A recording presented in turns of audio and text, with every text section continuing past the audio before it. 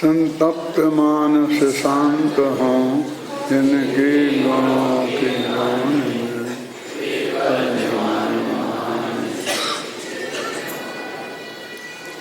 आज से 8 दिन पहले अपन ने तीर्थंकर भगवान महावीर के वीतरागी व्यक्तित्व और उनकी वाणी का प्रतिपादन केंद्र बिंदु आत्मा, प्रतिपाद्य अनेकांत और प्रतिपादन शैली निश्चय व्यवहार की चर्चा कर रहे हैं।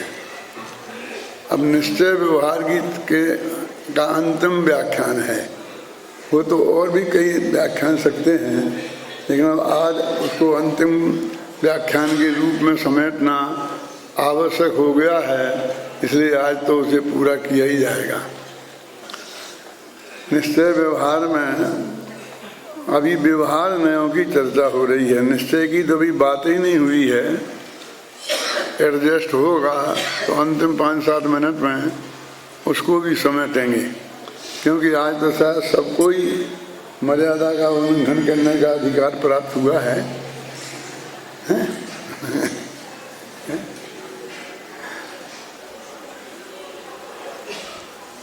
व्यवहार नयों की खासकर हम लोगों पर ये आरोप लगाया जाता है कि हम व्यवहार को नहीं मानते हैं, हम व्यवहार के विरोधी हैं, हम व्यवहार को धर्म नहीं मानते हैं। तो हमने इतने दिनों में जो बात कही कि पहला जो व्यवहार नय है वो सबसे जो हल्का कहलाता है, उपचरित असद्भूत व्यवहार नय। इतना तो आप याद करके ले ही जाएंगे 8 दिन में। जो स्त्री पुत्र मकान जायदाद रुपया पैसा नगर देश गांव, इन सबको अपना कहने वाला, तो इन सबको यदि अपना नहीं मानेंगे, माने इस नए को सच्चा नहीं मानेंगे, तो स्वधन परधन स्वग्रह परग्रह स्वस्त्री परस्त्री का भेद नहीं रहने से हम आदमी से पशु हो जाएंगे। यद्यपि पशुओं को भी सम्यक दर्शन होते हैं और अनुवृत्त भी होते हैं, लेकिन सम्यक दर्शन होने के पहले इतना आचरण तो हमारे जीवन में होना ही चाहिए कि हम ये भेद समझें कि ये माँ है हमारी, ये बहन है, ये पत्नी है, इनके साथ कैसा व्यवहार होना चाहिए। ये हमारा घर है, ये दूसरे का घर है, ये मेरी संपत्ति है, ये दूसरे की संपत्ति है। अराजकता तो नहीं होनी चाहिए। वो इसको कहे ये तो संयम है, चारित्र है। वो चारित्र तो सम्यक दर्शन के बाद होगा, तो ऐसा नहीं है। ये सम्यक दर्शन होने के पहले होने की चीजें हैं। इस नए के द्वारा जो मान्य व्यवहार है, वो व्यवहार हमारे जीवन में होना चाहिए, अन्यथा हम शांति से उठ बैठ भी नहीं सकेंगे, जेल के बाहर नहीं रह सकेंगे, वहाँ चक्की पीसनी पड़ेगी, अभक्ष भक्षण करना पड़ेगा। इतना तो आप चाहते हैं कि हमारा जीवन इतना शुद्ध सात्विक रहे कि हम शुद्ध खान पान खाएं, तो कम से कम जेल में ना जाएं। इतना आचरण तो होना चाहिए ना। किसी का नहीं है ऐसा मैं कह के किसी पर आरोप नहीं लगा रहा हूं, लेकिन हर एक को ये भरोसा नहीं है, साधारण आदमी से लेकर प्रधानमंत्री तक को, कि कल मैं जेल के बाहर रहूंगा कि नहीं। ऐसी स्थिति जहां हो वहाँ सम्यक दर्शन की बात क्या है। यदि हमें किसी को सम्यक दर्शन चाहिए तो ऐसा आचरण हमारे जीवन में अवश्य होना चाहिए। जो नहीं है, भले ही व्रत करते होंगे, उपवास कर देते होंगे, और भी अभक्ष भक्षण माने आलू जमी गंदी नहीं खाते होंगे, जो खाते हैं उनकी मैं बात नहीं कर रहा हूँ, लेकिन उनका भी जीवन इतना निश्चिंत नहीं है। कि मेरे जीवन में राज विरुद्ध कोई काम नहीं है, राज विरुद्ध भी दुराचार है, क्योंकि उसके नहीं पालने से हम निरापद अपने घर में शांति से नहीं रह सकते। और उतना आचरण हमारा ठीक नहीं हो सकता जितना एक सम्यक दर्शन प्राप्ति के लिए जरूरी है, ऐसा हम मानते हैं। ये हम 8 दिन से समझा रहे हैं। और हमारे जीवन में हिंसक से उत्पन्न हुए भोजन सामग्री खाने पीने में नहीं आनी चाहिए। अकेले खाने पीने की बात नहीं है, पहनने ओढ़ने, सिल्क की साड़ियाँ, ऐसे कपड़े जो हिंसा से उत्पन्न होते हैं, ये सब चीज़ें भी हमारे जीवन में नहीं होना चाहिए। सम्यक दर्शन के पहले की ये शर्तें हैं। इसमें अपने 2 नए निपटे, अभी अपने नए चक्र के 200 पेज निपटे, ऐसा समझो। उस नए चक्र में हमने यही लिखा है, यही समझाया है सब विस्तार से। तो अब हमारा ये बाहर का आचरण बिल्कुल ठीक हो गया। अब हम तत्व चर्चा करने के काबिल हो गए। हमारी समझ में क्यों नहीं आता है, तो कहते ऐसे चित्त में ये तत्व की बातें समझ में नहीं आती हैं कि जो निरंतर आकुल हो, जैसे ये डर लगता हो कि कहीं पुलिस ना आ जाए, पकड़ ना ले, मेरे घर पे छापा ना पड़ जाए। सर इसमें हमारा क्या अपराध है? ये तो छापा डालने वालों का अपराध है, हमारे यहाँ क्यों नहीं डालते हैं? हमारा अपराध है कि हम उन गिनती में आ गए। इसमें कोई मक्खनबाजी की बात नहीं है, ये वस्तु के स्वरूप की बात है। इतने निराकुल चित्त में ही इस तत्व की बात समझ में आती है। आकुलता लेकर चित्त में बैठोगे तो नहीं आएगी। ये बाहर के आचरण की बात हो गई, इससे ज्यादा की जरूरत नहीं है। सम्यक दर्शन की प्राप्ति के लिए, मोक्ष जाने के लिए तो है, चारित्री प्राप्ति करने के लिए तो है, लेकिन सम्यक दर्शन की प्राप्ति के लिए पात्रता चाहिए, वो इतनी कम से कम चाहिए। अब अंदर में जो मोह राग द्वेष के परिणाम हैं, यद्यपि वो हम में ही पैदा हुए हैं और हमारी गलती से पैदा हुए हैं, ये सब बताया है यहाँ। क्यों? इसलिए कि हम क्या करें, ये तो कर्म के उदय से, ऐसा हमारे कर्म का उदय आया तो हमारे ऐसे भाव बिगड़ गए। समय सार में ऐसी गाथाएं हैं जिनमें ये लिखा है कि मैं क्या करूं, दूसरे की माँ बहन को छेड़ दिया तो उसमें कौन सा महिला दासी कर्म था ना, कौन सा कर्म है? स्त्री वेद, पुरुष वेद, इन कर्मों का उदय था, इसलिए हो गया। और तूने चांटा मार दिया कि क्रोध कर्म के उदय से गुस्सा आ गया तो मार दिया। यानी कर्म ही जगाते हैं, कर्म ही सुलाते हैं, कर्म ही सब पाप कराते हैं।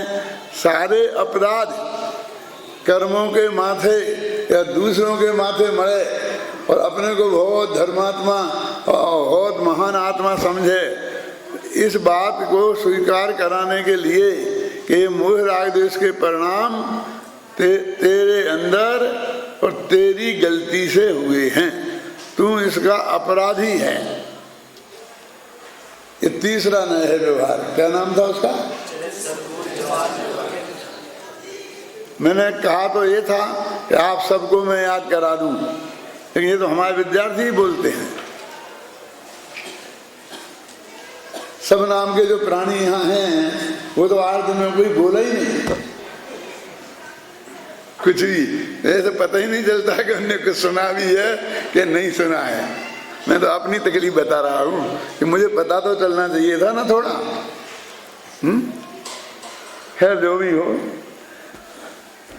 हम अपना अपराध स्वीकार करें और भविष्य में ऐसे अपराध ना हो हमारे जीवन में, इस बात का संकल्प करें, इसके लिए है। फिर ये नए इतने उपयोगी हैं, ये 5 अभी अपन ने वो लिए 3, तो फिर इनको तुमने हे क्यों कहते हो, छोड़ने लायक क्यों कहते हो? कहते हैं इनके जिनको जे अपने कहते हैं उन्हें अपना मानने पर सम्यक दर्शन नहीं होता। तो तुम कहते क्यों? क्योंकि कहना तो व्यवहार है और मानना मिथ्यात्व है। समझे ना? स्त्री पुत्रादि को अपना कहना ये तो व्यवहार है और अपना मानना मिथ्यात्व है। कहाँ लिखा? तुम्हारे समय सार में लिखा होगा? नहीं, तुम्हारे छेड़ाला में लिखा। देह जीव को एक ज्ञान,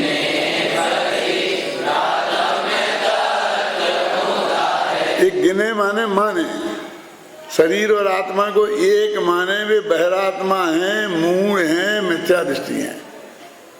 मुधाय मुधाय का अर्थ है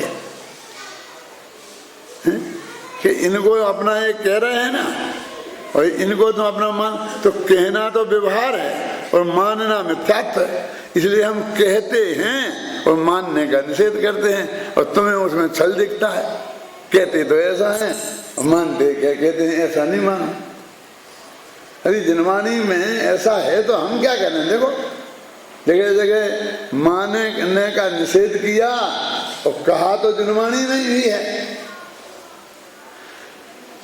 अब इससे ऊपर वो बातें हैं कि जिनके समझे बिना सम्यक दर्शन की प्राप्ति होगी नहीं, और सम्यक दर्शन के पहले इन्हें समझना बहुत जरूरी है।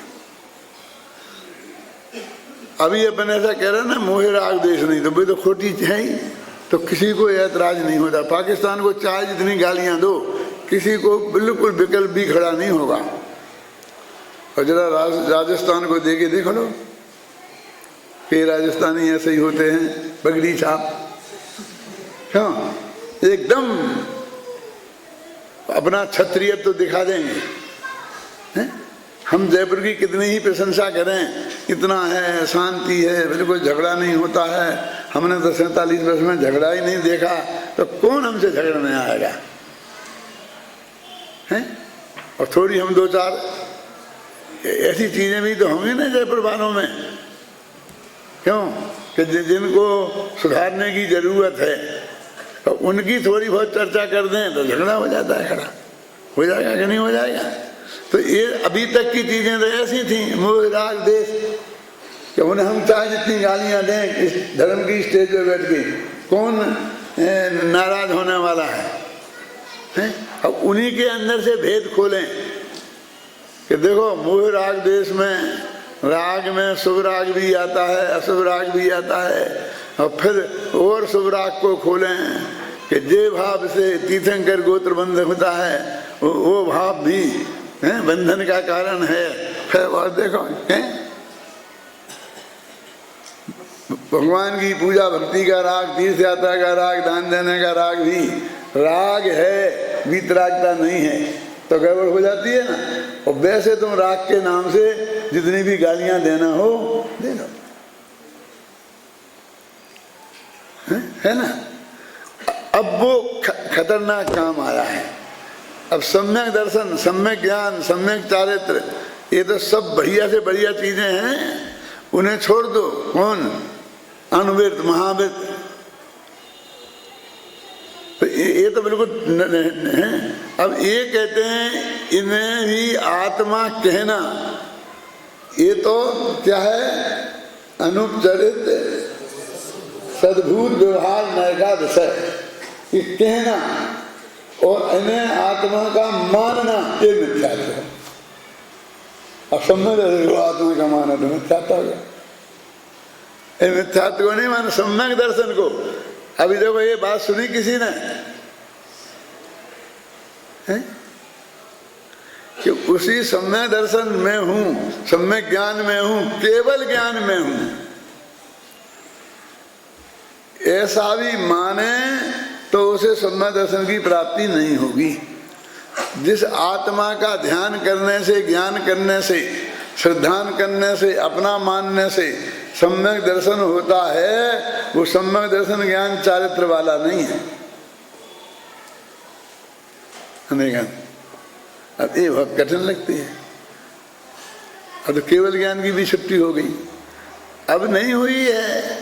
मैं अभी 2000 वर्ष पुरानी गाथा बोल के सुनाऊं, 1000 वर्ष पुरानी बोल के सुनाऊं, 500 वर्ष पुरानी सुनाऊं, तुम्हारे जयपुर वालों की सुनाऊं, अभी 100 वर्ष की बताऊं, 200 वर्ष की, 300 वर्ष की, 400 वर्ष की, जिस सदी का तुम बताओ उस सदी का मैं निकाल के आपको इस जयपुर के पंडितों में बताता हूं। जयपुर का नाम उन लोगों की वजह से है, हमारे तुम्हारी वजह से नहीं है। हम तो यहाँ उनके नाम की वजह से आए हैं और पढ़ रहे हैं, और कभी उनके नाम को हमें आगे ले जाना है। समझ में है कि नहीं है? अभी अभी जो जयपुर का नाम है वो अभी तुम्हारे नाम से नहीं है। मन में एक शताब्दी ऐसी नहीं है महावीर के बाद कि जहाँ इस जयपुर में, जब से जयपुर है अथवा जयपुर के पहले आमेर है, सांगानेर है, ये सब जगह के लोग जहाँ ज्ञानी धर्मात्मा नहीं रहे हों, जिनने शास्त्र नहीं लिखे हों। इंदौर में सर सेठ हुकुमचंद एक दोहा सुनाया करते थे। क्या? उसी एक थोड़ी पंक्ति मुझे याद है कि पंडित सांगानेर, यानी कहाँ कहाँ कौन है। तो कैसा लगा? शायद कवि जन आगरा में बसे और पंडित सांगानेर, वे भूधर दास, भैया भगवती दास, ऐसे बहुत हैं कवि। तो पंडित सांगानेर, सांगानेर में पंडित लोग बसते हैं। मैंने जब जयपुर नहीं था तब भी जयपुर के नाम पर जो जगह थी वहाँ विद्वान लोग बसते हैं। ये बात हमारे सैकड़ों वर्ष लिखी है यहाँ पर। तो इंदौर में पंडित सेठ जी सुनाते थे अपने प्रवचनों में, पर्यूषण में, वहाँ के साथ मंदिर में भी लिखा है। तो मैं आपसे ये कह रहा हूँ कि ये वो मर्म की बगे क्यों कि केवल ज्ञान है कि हाँ केवल ज्ञान सहित आत्मा भी आत्मा नहीं है। अब क्यों नहीं है जरा समझना, शांति से समझना कि यदि केवल ज्ञान सहित आत्मा को आत्मा माने और उसका ध्यान करें तो वो अपना आत्मा तो अभी केवल ज्ञान सहित है नहीं, है ना, कि दूसरे का आत्मा है, आदिनाथ से महावीर तक का। तो उनका ध्यान करना पड़ेगा। तो दूसरे के ध्यान से सम्मा दर्शन होगा, आत्मा के ध्यान से सम्मा दर्शन नहीं होगा। तो आत्म ध्यान क्यों कहते हो? डोल ध्याय अपने आत्म को, तो तुम अपने आत्मा का ध्यान करो। तो उसमें अपने आत्मा की शर्त पूरी नहीं होती है। और यदि केवल ज्ञान का ध्यान करो तो अपने आत्मा का ध्यान नहीं हो पाएगा। केवल ज्ञान तो अपने को है नहीं, जिसको है उसका करो। तो पर की शरण में जाना पड़ेगा। तो वो ये कहते हो अनादि से है नहीं केवल ज्ञान, तो अपना आत्मा तो अनादि से है कि नहीं? सम्मा दर्शन भी अनादि से नहीं है। तो हमारा आत्मा वो चीज नहीं हो सकती है जो बाद में पैदा हुआ, क्योंकि वो तो पैदा ही नहीं हुआ, वो तो अनादि अनंत है ना। अनादि अनंत अपना आत्मा है। तो कहते हैं वो केवल ज्ञान भी पर्याय है और नई नई पैदा होती है और प्रति समय पैदा होती है। ऐसा नहीं है कि जब भगवान महावीर को 2500 वर्ष पहले केवल ज्ञान हुआ था तो आज जो उन्हें केवल ज्ञान है वो ही है और 2500 वर्ष पुराना हो गया। एक समय पुराना नहीं हुआ है। अभी जो महावीर को केवल ज्ञान हुआ है वो अभी इसी समय हुआ है। और एक समय पहले था कि नहीं था? था, तो वो तब का था। पर्याय तो हर समय की अलग अलग होती है, समझे ना।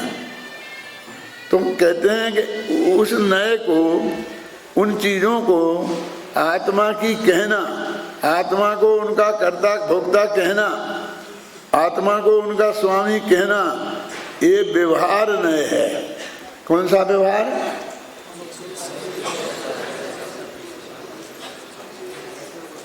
अनुपचरित सद्भूत व्यवहार में। अनुपचरित तो इसलिए कि अत्यंत नजदीक के हैं, सद्भूत इसलिए कि वो सच्चे हैं वास्तव में, कोई ऐसी कल्पना लोक की बातें नहीं हैं। और है ना, सद्भूत। व्यवहार इसलिए क्योंकि उन्हें व्यवहार कहा जाता है, और नए इसलिए क्योंकि वो सम्यक ज्ञान के भेद हैं, हमारे सम्यक ज्ञान में जानने में आए। तो ये भगवान आत्मा जब पूरी तरक्की करेगा, जो सिद्ध दशा को प्राप्त करेगा, जो ये सिद्ध दशा की पूजा आप कर रहे हैं, अब इसमें भी ऐसी ऐसी चीजें भरी हैं, ख्याल में आई ना, कि जिसके वो आप जानेंगे तो कल्पना नहीं करेंगे। निकालना है 773 नहीं 973 निकालो। 973वां छंद 8वीं पूजन का ना, निकाल के दे।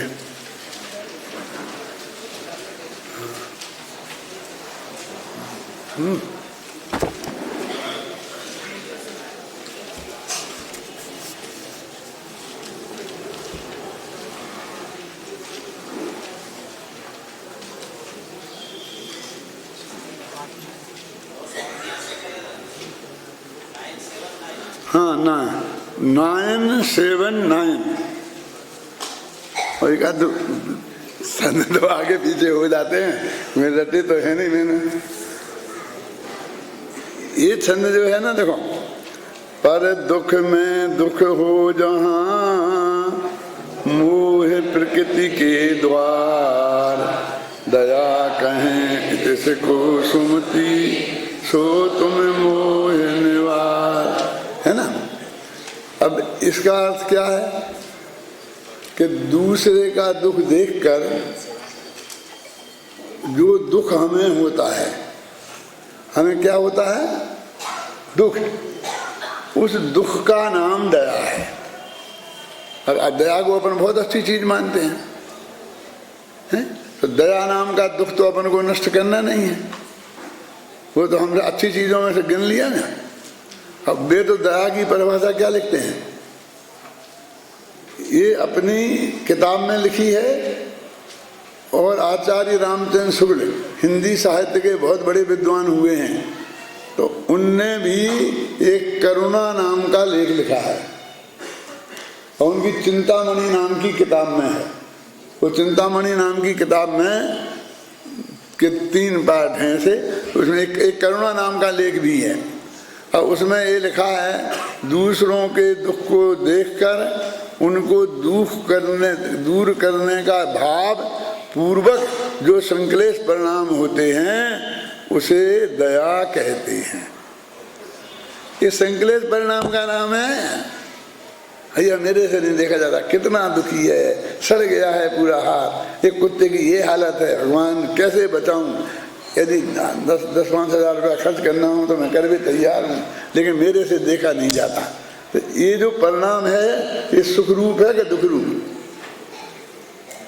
अब हम कहेंगे दया का परिणाम दुख रूप परिणाम है, तो कौन मानता है।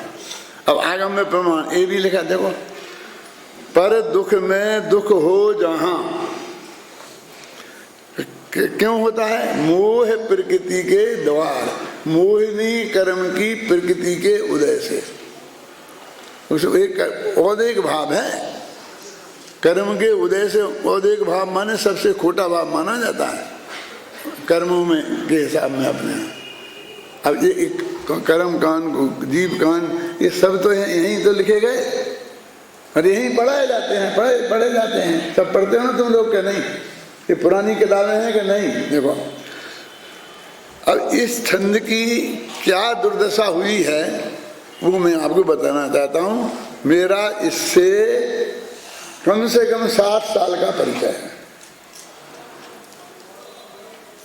पिछले 60 सालों में कम से कम मैंने 200-300 बार ये विधान कराए होंगे, दिखाए हैं। कई देर तो मैं तो कराता था पहले, अभिनंदन जी ऐसा नहीं है, तुम समझो।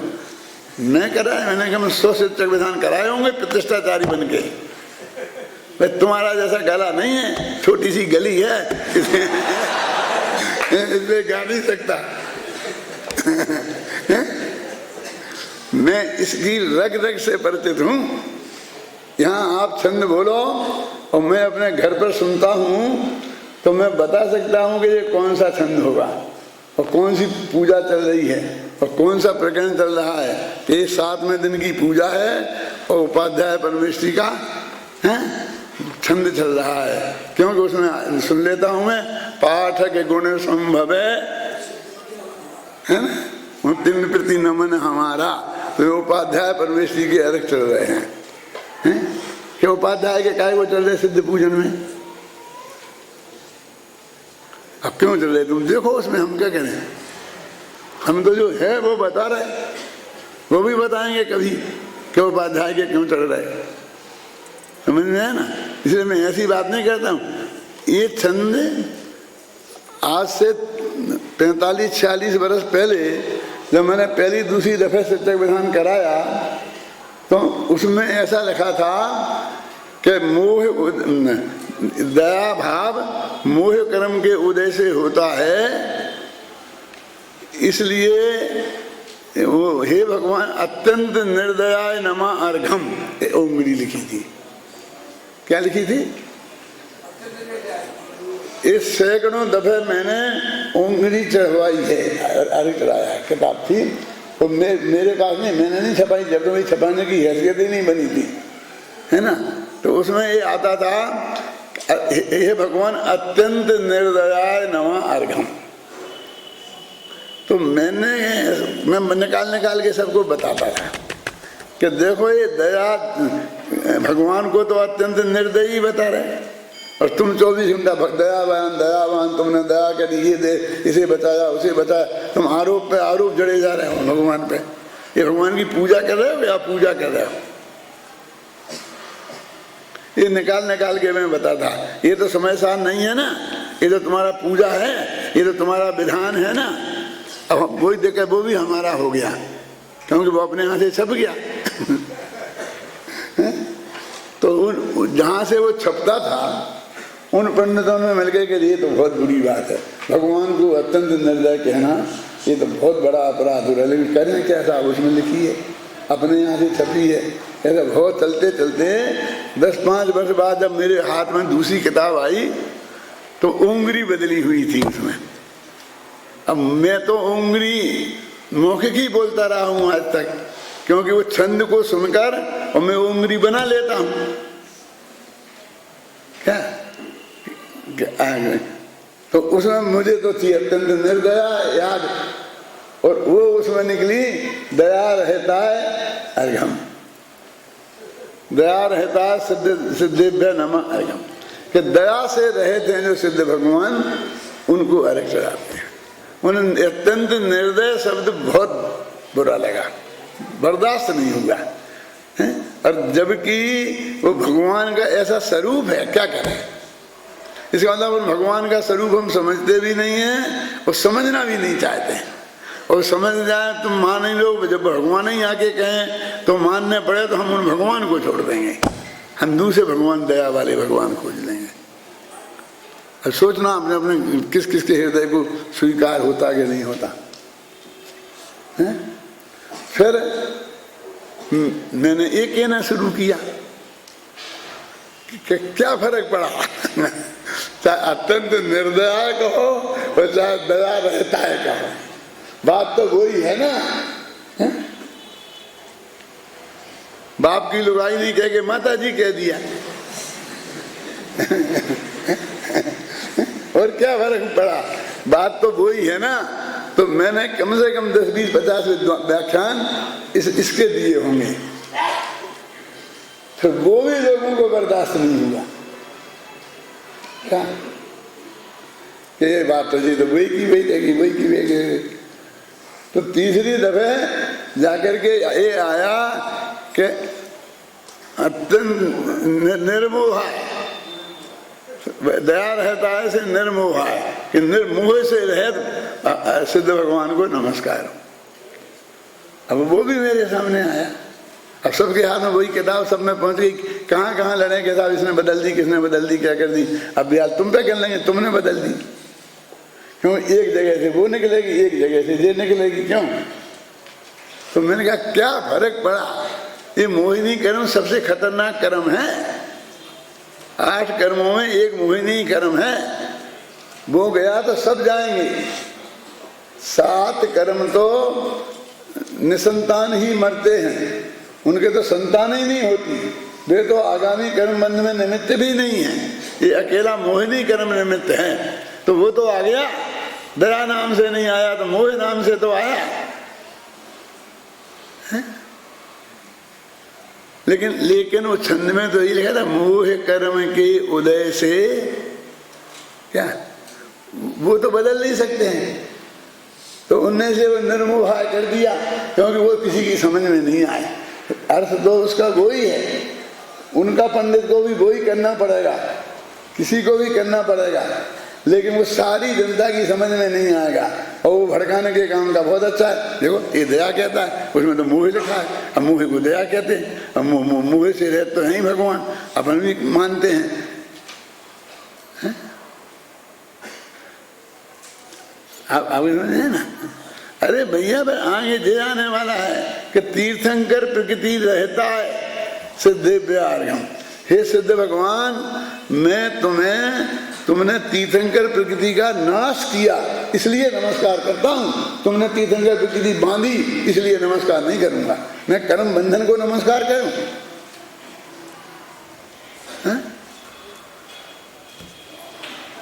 अपना विधान का क्या, कर्म दहन विधान, कर्म को जलाने वाला विधान है, कर्म बंधन विधान नहीं है।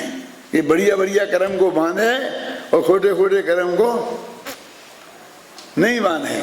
तो मेरे का मतलब हम गंभीरता से सुने, देखें, समझें। और होशियार लड़का तो वो है कि हमने 2 छंदों का अर्थ बताया तो वो सबका निकाल ले, और नहीं आए 2-4 तो छोड़ दे वह, लेकिन कोशिश तो करे हर एक का छंद का अर्थ समझने की। लेकिन ये कोई कोशिश ही नहीं करता। अरे ये जो एक एक दफे चढ़ाते हैं, इनको तो पूरा करने में मुश्किल पड़ती है। और तुम कहते हो बार बार एक एक छंद को पढ़ो, तो कैसे बस की होगा बोलो? देखो मोटी मोटी मैं बता देता हूँ। 8वें दिन का विधान अब भी 5 मिनट में करा देता हूँ। पहले आए, फिर 64 आ गया, 64 रिद्धियाँ आ गई, फिर फटाफट 148 कर्म होते हैं प्रकृतियाँ, तो उनके अभाव रूप आ गई। फिर उसमें आगे ऐसे बढ़ते बढ़ते फिर पंच परमेश्वरी के अर्घ आ गए, फिर जिन सहस्त्र नाम स्तोत्र आ गया, बस खत्म। ये तो शिक्षक विधान है। आपने तो एक एक चढ़ाया है ना, तो मैं कम से कम मैं जो बता रहा हूँ वही चीज है कि कोई दूसरी चीज है? लेकिन इन सब से रहता है। कर्मों की बात तो आई है, लेकिन कर्मों को अर्घ नहीं चढ़ाया है। उन कर्म से आप रहित हो, तीर्थंकर प्रकृति सहित हो, इसलिए अर्घ नहीं चढ़ा रहा हूँ। यशस कीर्ति नाम कर्म किसे सहित हो, इसलिए अर्घ नहीं चढ़ा रहे। यशस कीर्ति नामक नाम कर्म को भी तुमने नाश किया है, इसलिए तुम्हें अर्घ चढ़ाता हूँ। हम तो ऐसा ही यश चाहते हैं, सारा झगड़ा ही यश का है कि नाम किसका होगा, नाम किसका होगा। क्यों? ये भगवान ने तो इस कर्म का नाश किया है। मैं तो ऐसा करता था, जो भी मेरे पास विधान कराने आता था तो मैं उससे कहता था कि तुम अगली साल कराना, क्योंकि पंडित जी साल कहीं बुक हो। नहीं, बुक नहीं, वो तो खाली है, कोई दिक्कत नहीं है। तो क्यों? 1 साल तक सिद्ध चक्र विधान का स्वाध्याय करो, आदि से अंत तक पढ़ो शांति से, और जिसका अर्थ समझ में नहीं आए मेरे से आगे पूछो, मैं बताऊं। फिर तुम विधान कराना, मैं कराऊंगा, तो फिर मजा आएगा। पद्म पुराण जैसा तो पढ़ो कम से कम, समय साल जैसा नहीं पढ़ो तुम। अभी इसमें क्या लिखा है, क्या बता रहे हैं? ऐसे में वो केवल ज्ञान से रहित को अर्घ चढ़ा रहे हैं। और यहाँ कह रहे सम्मा दर्शन के साथ, ये तो बहुत ऊंची बातें हैं। सम्मा दर्शन ऊंचा है कि सबसे पहले प्राप्त करने का है, पहली क्लास में है कोर्स। कि मिथ्यात्व बंध का कारण है कि तुम ऊंची ऊंची बातें बता रहे हैं। ये तो बड़े बड़े महाराजों का पंडितों का काम है कि मिथ्यात्व बंध का कारण है कि नहीं है, हमें काय को उलझा रहा है इसमें। अरे ऊंची ऊंची वाली बातों का नाम नहीं है। इस समय सिद्ध चक्र पूजन में पहले दिन की पहली जयमाल में पहली पंक्ति में ये बात लिखी है। बोलो, स्कूल में बच्चा पढ़ने आए तो पहले ओम नमः सिद्धेभ्यः लिखाया जाता था, ओम पढ़ाया जाता था, ऐसा है। क्या लिखा, कहाँ लिखा? जय करण कृपाण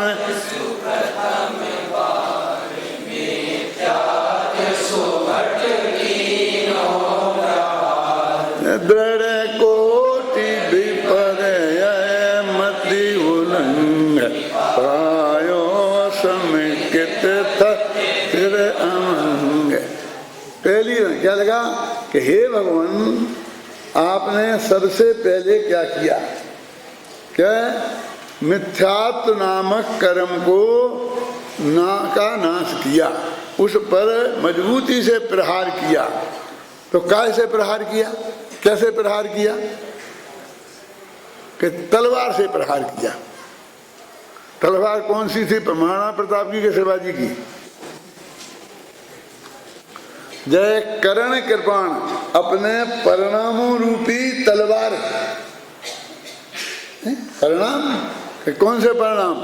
दया के परिणाम। ये उनका तो नाश करना है, वो तो जिनका नाश करना उस श्रेणी में है। वे नाश नहीं करेंगे किसी को, वे तलवार नहीं है। तो कौन सी तलवार थी? करण कृपाण। कि करण माने क्या होता है? कि भाई निर्मल परिणाम। तो वही बात हो गई ना कि नहीं हुई। ये जो बीतराग परिणाम होते हैं, करण लब्धि तुमने पढ़ी हो, 5 लब्धियां होती हैं और करण लब्धि में जैसे परिणाम होते हैं, समझे ना, उन परिणामों से मिथ्यात्व का नाश होके सम्मा दर्शन की प्राप्ति होती है, और कोई परिणाम से नहीं होती है। सबसे पहले अनादिम काल में किसी जीव को सम्मा दर्शन होता है तो वे करण लब्धि वाले परिणामों से होता है। सब बातें लिखी हैं, जगह जगह कदम कदम पर लिखी हैं, अकेले महाशास्त्रों में नहीं लिखी हैं। इसलिए मैं तुमसे कहता था कि तुम आओ, बैठो, पूजा में बैठो, इसमें देखो। रोजिना अनेकांत से कहता था, आता ही है, फिर भी कहता था देर में नहीं आओ, बैठे के आओ, सब घर वालों को लेके आओ, सुनो। हैं? आप तो बैठते नहीं हो, हमें बैठने को कहते हो। अभी हमारे अब नहीं बैठने के टाइम आ गया और तुम्हारा बैठने का टाइम आ गया। ये समझो, ये वस्तु के स्वरूप को समझ रहे। जब तुम्हारी कमर में ऐसा दर्द हो जाएगा तब बैठोगे। वो कौन सा है? वो चौथा व्यवहार में है। कौन सा? क्या है जिसका काम? जिसमें निर्मल परिणाम, समझे ना, सम्यक दर्शन, सम्यक ज्ञान, सम्यक चारित्र, केवल ज्ञान, जैसे पूर्ण निर्मल परिणाम, अधूरे निर्मल परिणाम, इनको आत्मा कहना, इनको आत्मा का कहना, इनका कर्ता आत्मा को कहना और इनका भोक्ता आत्मा को कहना, ये चौथा व्यवहार नय है। और वो चौथा व्यवहार नय, हाँ वो तो हो गया याद है, अनुपचरित सद्भूत व्यवहार। अब समय सार में से बताओ, जिसने समय सार पढ़ा है, हमने फाइनल वालों ने तो पढ़ा ही पढ़ा है ना, तो बताओ उसमें से कोई इस नए का वाक्य बताओ, समय सार में से निकाल के।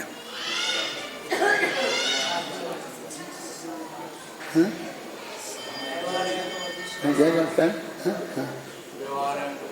हाँ बोलो बोलो, क्या घबरा दे?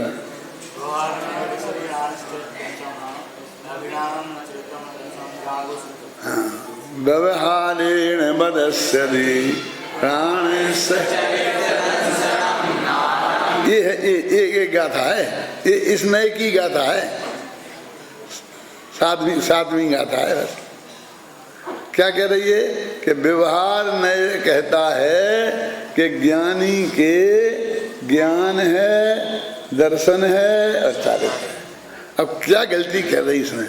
क्या कि ज्ञानी के, अज्ञानी के तो कह नहीं रहे, ज्ञान है, दर्शन है और चारित्र है।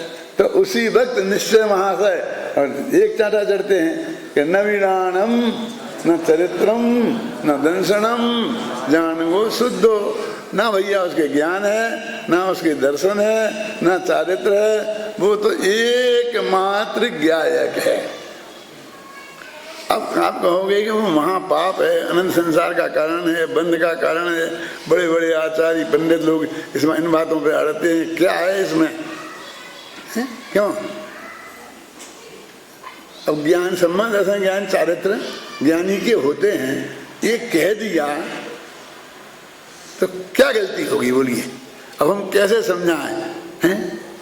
शास्त्र की बात है, हमारे सामने रखी है, आगम का प्रमाण भी है, तर्क भी है, युक्ति भी है, लेकिन कैसे समझाएं? आपने सुना दो विद्वान थे पुराने जमाने में बहुत बड़े, एक का नाम था सिद्धसेन दिवाकर, ये नाम तो सुना होगा, जिनका कौन सी किताब है? एक किताब है बहुत अच्छी प्राकृत भाषा की, सिद्धसेन की किताब है। और एक था वृद्धिवादी।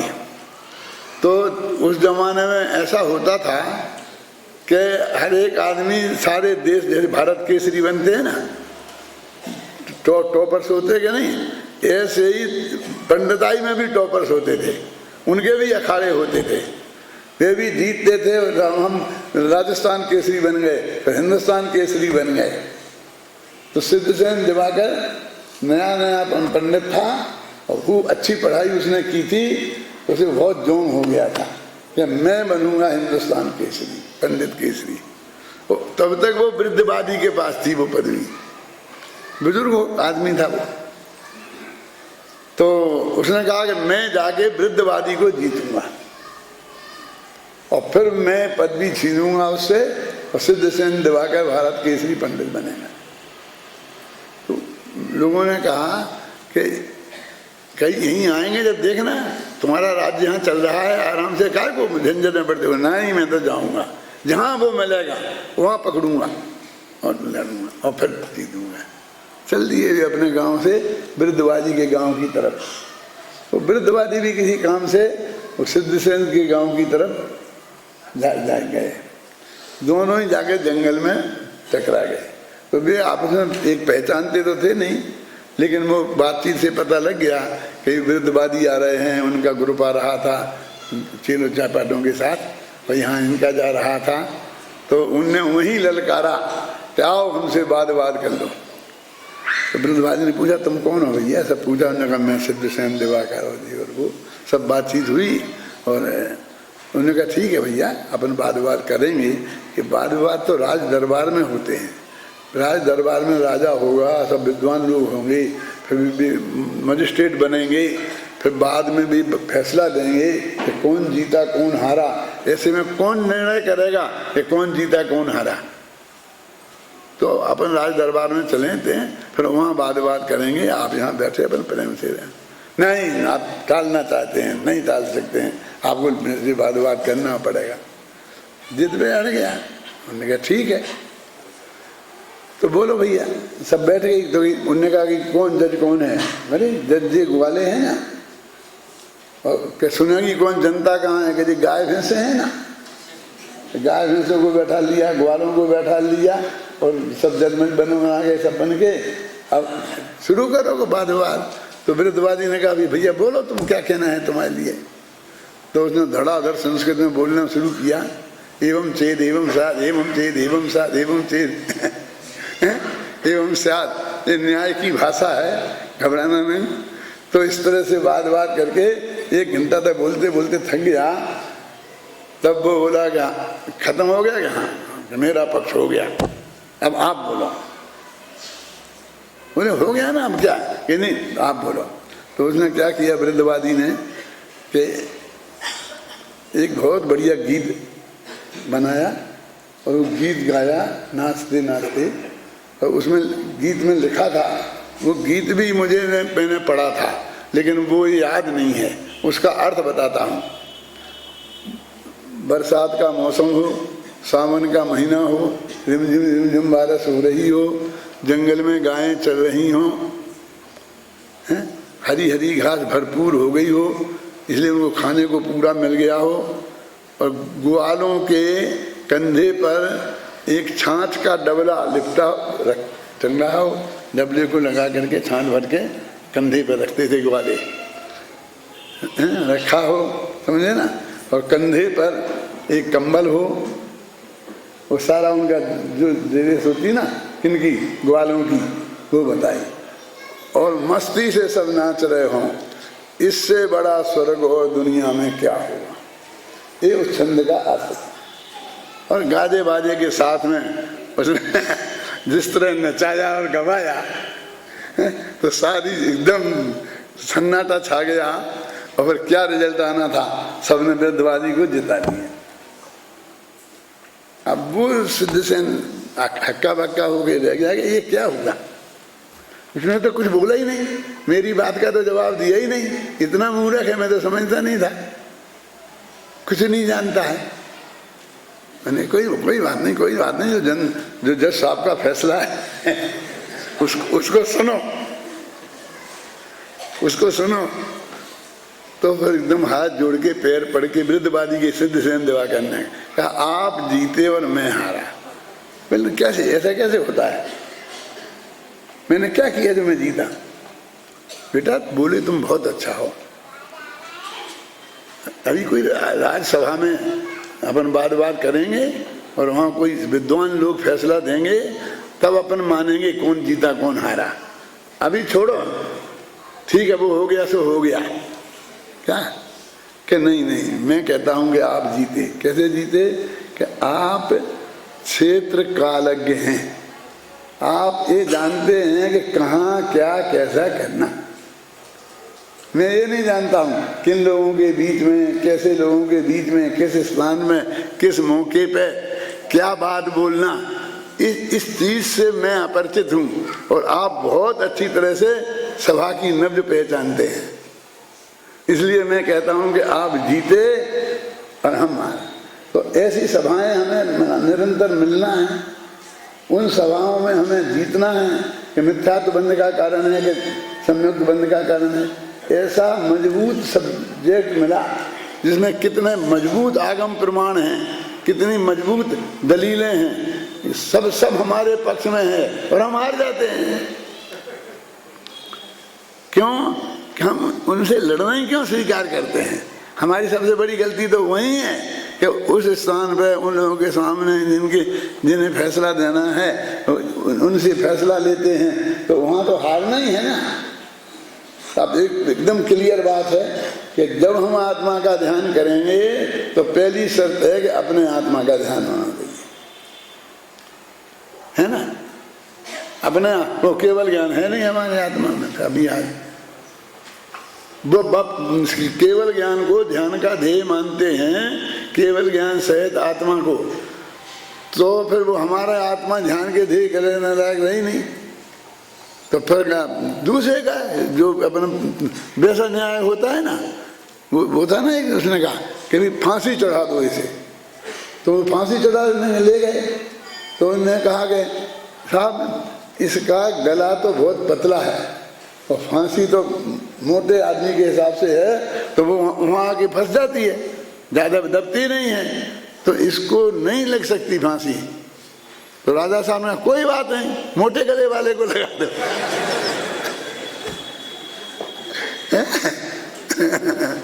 न मालूम कब मोटे गले वाले को फांसी लगा दी जाएगी। तो हमें नहीं लड़ना, हमें नहीं करना बात। क्यों? न मालूम कब किस अदालत में कौन सी अब आएगी, पुलिस पकड़ ले जाएगी, 2-4 गवाह होंगे, हमारी कोई सुनेगा ही नहीं, और फांसी पे चढ़ा देंगे, क्या करेंगे बोला। तो गलती क्या है कि इन्होंने इस अदालत में अपना केस ले जाना स्वीकार किया। नेहरू जी की यही तो गलती थी कि उस बड़ी सभा में, सबसे बड़ी अदालत में अपना केस ले गए, तो रो रहे आज तक कश्मीर के लिए। क्यों? तो क्या करना था कि उनकी अदालत में जाना ही नहीं था, और जब वे कुछ कहते तो कहते हम आपकी अदालत में आए कब हैं? तो यहाँ तो साफ बात है कि पर्याय से रहित, आता है ना, पर से रहित और पर्याय से रहे, वो आत्मा ध्यान का ध्येय बनता है और स्व होना चाहिए, है ना, है ना। पर्याय से भी पार है, आता क्या नहीं आता है, क्या आता, बोलो पूरा छंद बोलो।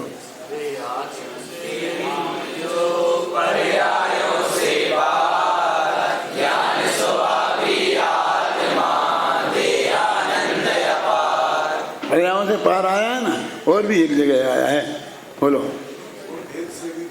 हाँ, पर्याय से भी पार है, उसमें भी आया है, देह देवल में रहे पर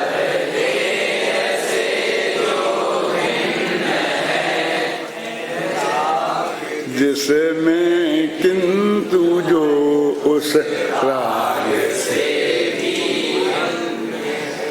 गुण भेद से भी भिन्न है, पर्याय से भी पार है। शक्तियों का आधार है ना, क्या है? हाँ, जो साधकों की साधना का एक ही आधार है। तो ये है, सब शास्त्रों में आया है। हमने तो कदम कदम पे हिंदी में भी लिखा है, ये 12 भावना में है, उसमें भी लिखा है। संबर नाम की जो भावना है उसमें है ये पंक्ति, ढूंढो तो सब जगह मिलेगा कि कैसा भगवान आत्मा। तो ये भगवान आत्मा, अब ये वो आदमी है जो सिद्ध भगवान है जिनकी अपन पूजा कर रहे हैं, ये वो हैं कि जब इनने सिद्ध बनने का काम शुरू किया था, वो आत्मा है। और उसका जो उसमें जो ये माने कि ये मैं हूं, मैं ऐसा हूं, ये वे सिद्ध हैं कि यहाँ जो काम यहाँ से शुरू होता है ये तो पूरे हो गए। हम सिद्धों की पूजन कर रहे हैं, तो जिनने मोक्ष जाने का काम यहाँ से शुरू किया था, जिनने क्या किया था, करण कृपाण से मिथ्यात्व रूपी सुबट को मारने का काम किया था, वो काम किया था और वो काम पूरा हो गया और वे मोक्ष में पहुंच गए। और उनकी पूजन का नाम सिद्ध चक्र विधान है, उनकी पूजन है। और वो इतने नयों से हम आपको पाल ले गए, सिर्फ 4 व्यवहार नयों से, अभी निश्चय नए पे तो चढ़ा ही नहीं। उन 4 व्यवहार नयों से उस बिंदु पर आप पहुंचेंगे, तब तो आपको उसके दर्शन होंगे कि जिसके दर्शन से भगवान आत्मा सिद्ध बनता है। सभी लोग उसके दर्शन करके सिद्ध दशा को प्राप्त करें, ऐसी मंगल भावना से मैं अपनी बात समाप्त करता हूँ।